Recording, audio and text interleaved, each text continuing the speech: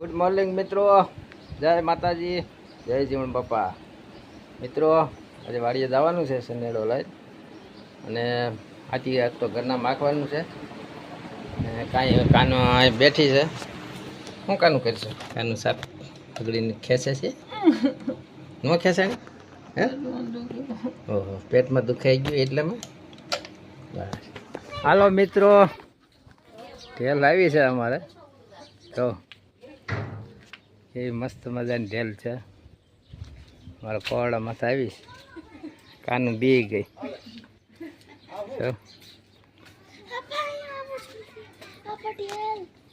આ રહી ઢેલ, જો બધા જોવા.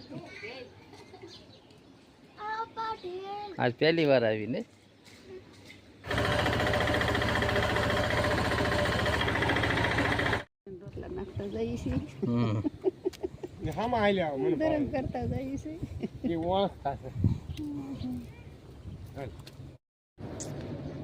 હાલો મિત્રો, ત્યારે તો ઘરનામાં સનેડો હાંકવાનો છે.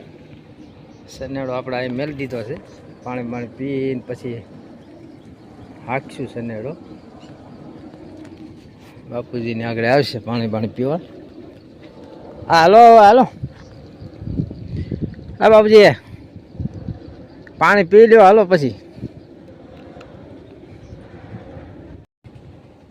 ટીસી બળી ગઈ જ વાડીએ, એટલે ટીસી ચડાવે આવ્યા છે કારીગર. મિત્રો ત્યારે ટીસી બળી ગઈ છે એટલે કારીગર આવ્યા છે ટીસી ચડાવવા આપણી વાડીએ. બાપુજી પણ ત્યાં છે, ટીસી ચડાવે છે.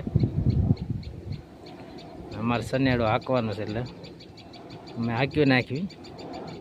બાપુજી હાલ્યા આવે છે ને અમારા કપાસમાં હાંકવાનું છે. જે બે જ ગોથા માર્યા હતા તો તેને ફોન આવ્યો.